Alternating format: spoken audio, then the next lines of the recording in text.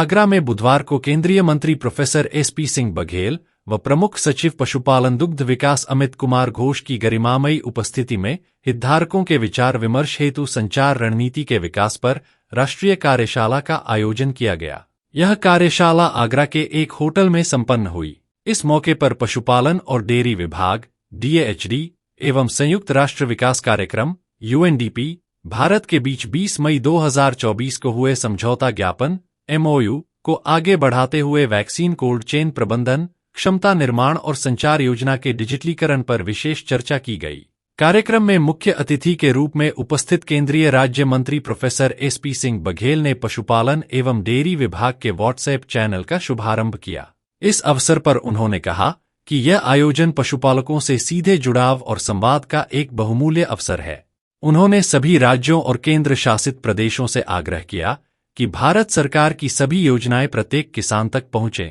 उत्तर प्रदेश के प्रमुख सचिव पशुपालन दुग्ध विकास अमित कुमार घोष ने कहा कि पशुपालन एवं डेयरी मंत्रालय सभी हितधारकों के साथ मिलकर कार्य करने के लिए प्रतिबद्ध है।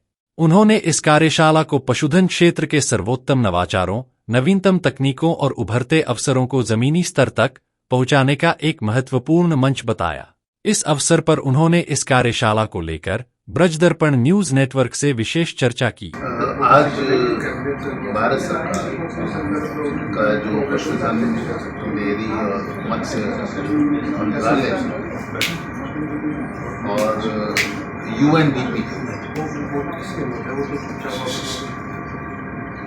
UNDP के द्वारा एक बैठक आहूत की गई थी। ये राष्ट्रीय बैठक थी और इसमें अधिकांश राज्यों से प्रतिनिधि और अधिकारी आए। तो एक बड़ी बैठक थी। इसमें UNDP द्वारा उत्तर प्रदेश के मथुरा और आगरा जनपद और बिहार के पटना और गया जनपदों में उनके द्वारा एक फील्ड सर्वे किया गया। तो उस सर्वे के रिजल्ट्स को साझा किया गया और ये पाया गया उसमें कि जो पशुपालकों से, किसानों से, बड़े छोटे, युवा, महिला, जो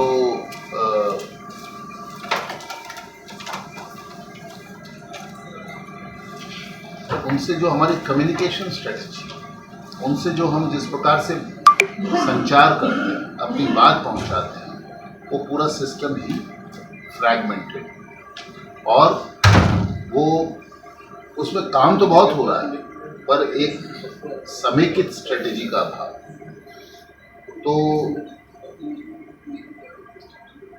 उस स्टडी के अनुसार एक ऐसे समेकित संचार इकोसिस्टम की जरूरत है कि जो ग्रामीण, क्योंकि पशुपालक ग्रामीण अंचल के रहने वाले हैं, उस तक सही सूचना पहुंचे, समय पर पहुंचे और ऐसी सूचना हो कि उस पर वो विश्वास करे और अमल करे।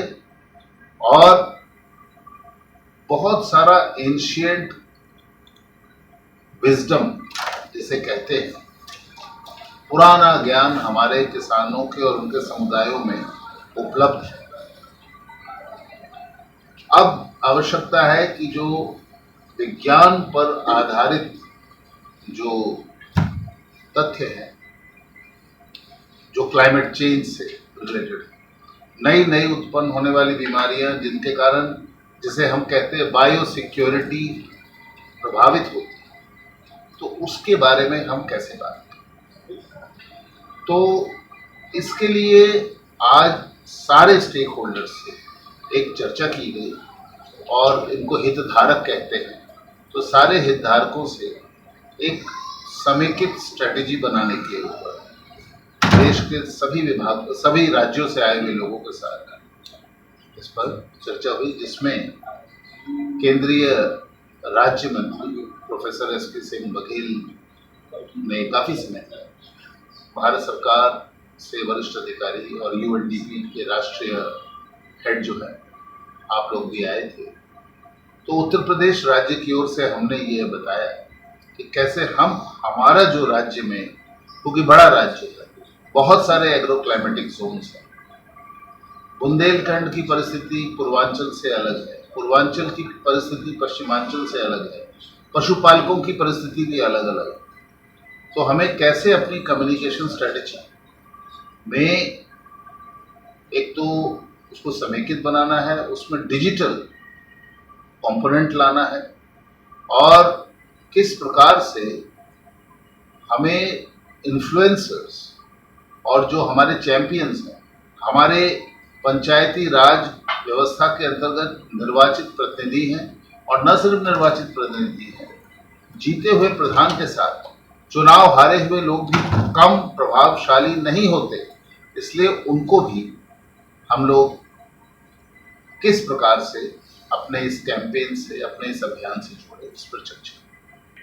आज इस विषय पे चर्चा हुई और एक ग्रुप बनाया गया था जिसका विषय ही था क्लाइमेट चेंज से उत्पन्न होने वाली चैलेंजेस के बारे में, और वहां पर रहने वाले पशुपालक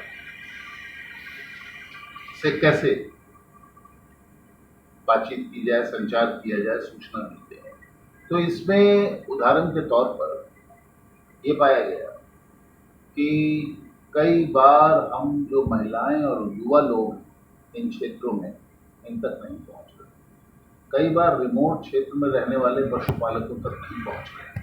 तो किस प्रकार से यूट्यूब और बाकी जो डिजिटल कम्युनिकेशन है, व्हाट्सएप चैनल्स के माध्यम से ये जानकारी पहुंचाई जाए। इनफैक्ट आज माननीय केंद्रीय राज्य मंत्री द्वारा एक केंद्रीय मंत्रालय का व्हाट्सएप चैनल भी यहीं से लॉन्च किया गया ताकि उससे अधिक लोग जुड़े। ये जो आपने बात की क्लाइमेट चेंज द्वारा प्रभावित लोगों की, अभी आपने पंजाब में जो स्थिति देखी है, तो ऐसी स्थिति में जब मनुष्य और पशु दोनों ही क्लाइमेट चेंज से होने वाली घटनाओं से प्रभावित होते हैं तो रोग बढ़ सकते हैं, इन्फेक्शंस बढ़ सकते हैं। तो रोग नियंत्रण के लिए किस प्रकार से इनोकुलेशन एंड इम्यूनाइजेशन होना है, उस पर भी चर्चा हुई, और हम उसका कैलेंडर किस प्रकार से कम्युनिकेट करें, किस प्रकार से किसी एक काम के लिए जाए तो कई काम करके गांव से लौटें। साथ ही उन्होंने ब्रजदर्पण न्यूज नेटवर्क के माध्यम से एक अपील भी जारी की। जो आपदाओं में घिरी हुई आबादी और समुदाय, उन तक सिर्फ सरकारी नहीं गैर सरकारी माध्यमों से सहयोग पहुंचना चाहिए, और इसमें जो सक्षम संस्थाएं हैं उनको अवश्य आगे आना चाहिए। ये बहुत अच्छा विचार है, और इसमें वो जनसंख्या जो पशुओं की है, जो बोल नहीं सकती, लेकिन वो भी उसी तरह प्रभावित होते हैं जिस प्रकार मानव जनसंख्या है, तो उनके लिए निश्चय ही कार्य किए जा सकते हैं। देखिए, मैं ये कहना चाहता हूं कि परिस्थिति बदल रही है। आज की तारीख में सकल घरेलू उत्पाद, जिसे हम जीडीपी कहते हैं, उसका 5% हमारा एग्रीकल्चर एंड एलाइड सेक्टर से जाता है, और इसमें सबसे तेजी से जो बढ़ रहा है वो पशुपालन और दुग्ध पालन का योगदान है। कहने का मतलब कि जिस प्रकार की दुश्वारियों से खेती किसानी को गुजरना पड़ रहा है, किसान की आय को दुगना करना हमारा स्थापित उद्देश्य है, हम इसके लिए काम करते हैं, लेकिन साथ ही साथ उसको एक आर्थिक जो सिक्योरिटी है वो मिलेगी, एक कवच मिलेगा, आत्मनिर्भर बनेगा, और हमेशा मौसम के वो जो मार सह लेती है खेती, कुछ नहीं बचता है, वैसी वाली स्थिति से जरूर बचेगा। ये मैं संदेश देना चाहूँगा। इस राष्ट्रीय कार्यशाला के कार्यक्रम में अतिरिक्त सचिव CDD वर्षा जोशी, डॉक्टर एंजेला लोइसिगी, निवासी प्रतिनिधि UNDP भारत, उत्तर प्रदेश सरकार समेत विभिन्न राज्यों और केंद्र शासित प्रदेशों के वरिष्ठ अधिकारी व प्रतिनिधि मौजूद रहे।